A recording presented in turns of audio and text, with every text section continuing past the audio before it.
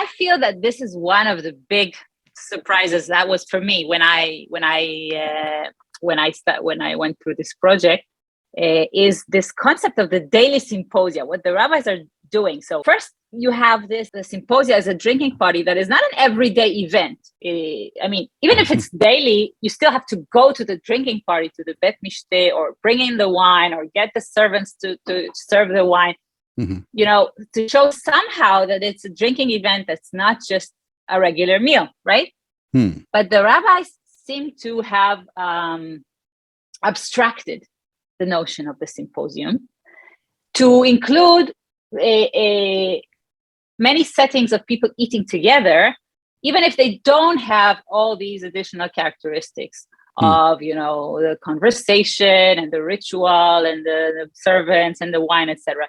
Once you have this, they turn it into an abstract concept of chavura. So when you dine with other people, and this is and we will talk in a second about what does it mean to be with other people. But when you dine with other people, then several rules will apply to this meal. So, so one concept that I like to find here is about the bracha.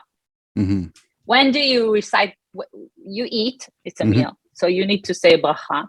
But if it's a sympathetic setting, then one will say the bracha for all the group, and they distinguish between settings when the person would recite the bracha. Each person would recite the bracha for himself, and other settings when one would recite the bracha for all. So we should look at that. It's in Mishnah Berakhot 6:6. Once you realize what the word chavura means, it means a symposium. You'll find references to the concept of chavura, even when the terminology is not used. First, we need to look at Tosefta 4:8. This way it will be clear. כיצד סדר סעודה? אורחים נכנסים ויושבים על גבי ספסלים. So how is the order of a meal, you can say? The guests are entering and then they're sitting on benches and on על גבי קתדרות, on chairs until they all enter. And then, I'm skipping a little bit, they're pouring the glass, okay?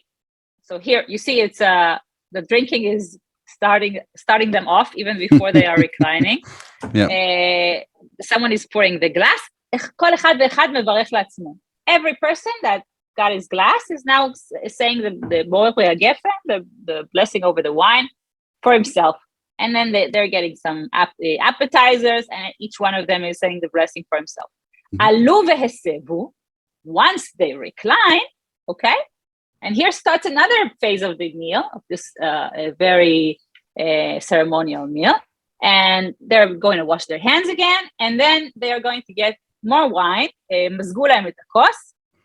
Someone is pouring the glass for them. אף על פי שברך על הראשונה, מברך על השנייה.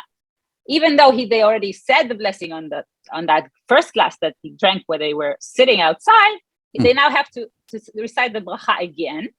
And this time, I'm skipping a little bit more, אחד מברך לכולם. We don't need any individual to say the blessing for themselves, but one will say the blessing for all of them together. Right. So you see here the distinction between the two phases. נכנסים ויושבים, when they enter and they sit on chairs and on benches, versus what happens when they recline. Once they recline, עלו והסבו, it's the second phase of the meal.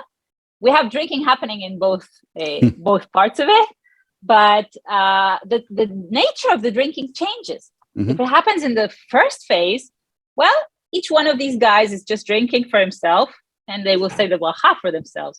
But once they're reclining, they are drinking together. Right. This is when the real party begins, right? and אחד מברך לכולם, one will recite the blessing for all of them.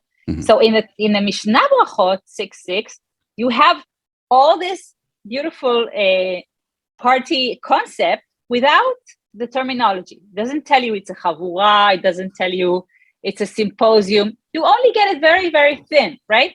But it's the same setting. The distinction is between what happens once they were sitting, which is the first phase, and what happens when they were reclining, which is the second phase.